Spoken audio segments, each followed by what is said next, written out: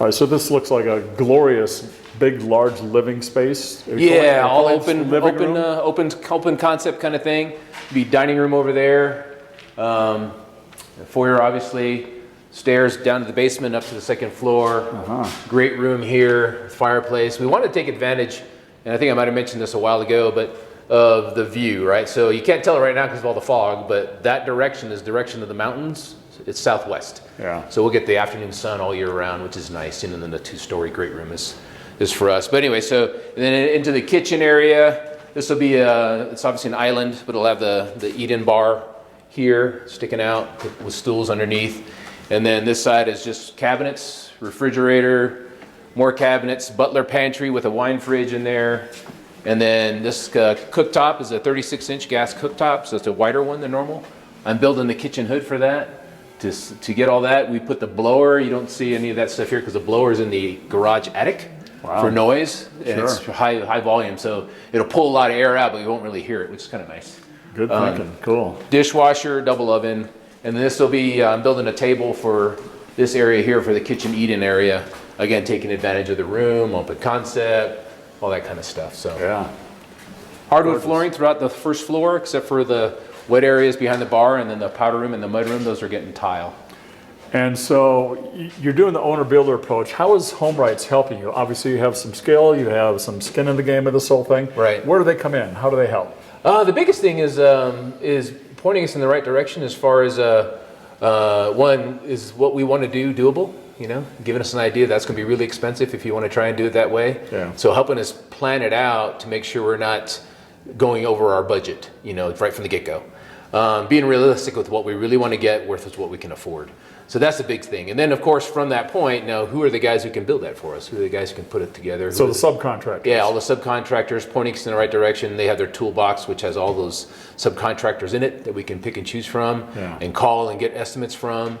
And then, of course, they're watching over our shoulder to make sure, along the way, to make sure we are getting the bids. We're not just going with the first guy because we're tired of doing the bid thing. Yeah. You know, getting all the bids, making sure we're looking around, and then, you know, Dale comes by at least once a week, and he goes, "So what are you doing over here?" And then we tell him about it, and he goes, "Did you ever think about this?" Like, "Oh, no, I didn't."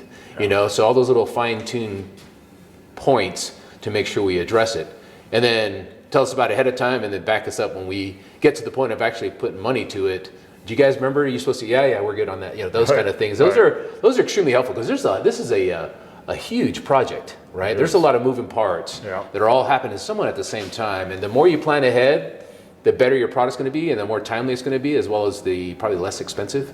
So they're trying to plan it all ahead is the hard part, but trying to plan everything all ahead, and also executing as you go along with the things that are happening now. There's a lot of juggling going on. Sure. So yeah, having someone overseeing and having your back, who's not so close in the weeds that they can step back and go the big picture is really nice to have. So with HomeWrights helping you with the toolkit, help the toolbox. Sorry. Yeah. Toolbox. So with HomeWrights offering you, or giving you access to the toolbox, they kind of give you an idea of timetable, how long things take to get done. And they give us a full timetable all on a spreadsheet. You know, it's a 9-10 page document if you just printed the whole thing out. Because I printed it out, put it all on my wall at home just to make sure I know what's coming next. So that's helps me with the timeline, and then of course they give you an estimate forecast on how much it's going to cost. Sure. So that helps me with the budget, and all those things are kind of outlined in the order you're going to do them. So. If nothing else, that keeps you on track. What would you say to somebody who's thinking about being their own contractor and doing that routine? What skills do they need? What awareness, knowledge, et cetera, do they have to have? You can almost do this without any knowledge, to be honest, any prior knowledge. You know, this has always been a passion of mine, so I've always been, researching it and dabbling in it over the years. It just depends how much you want to put of your own time into it, right? Yeah. I mean, you could hire a general contractor to do all this stuff, but you could also just be the manager. And a lot of people should have, you gotta have some management and organizational skills of a little bit. You got to be able to plan.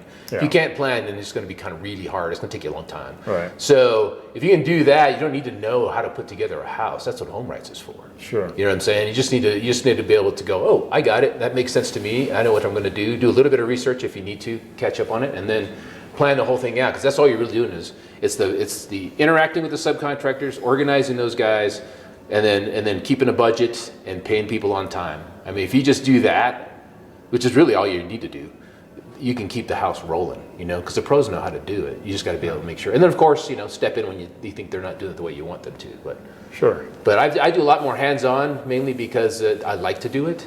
Yeah. You know, I find it rewarding, and I'm a little bit of a perfectionist. Yeah. You know, so if someone else is doing it, I might be, you know, doing the old side tearing in my head when they're doing it. So if I just do it myself, then it's great. But there's only so much I could do. Otherwise, this would take forever, right? Yeah. So, and the pros can, in many cases, obviously can do it better than I can. So, there's a balance. Yeah. There's a balance.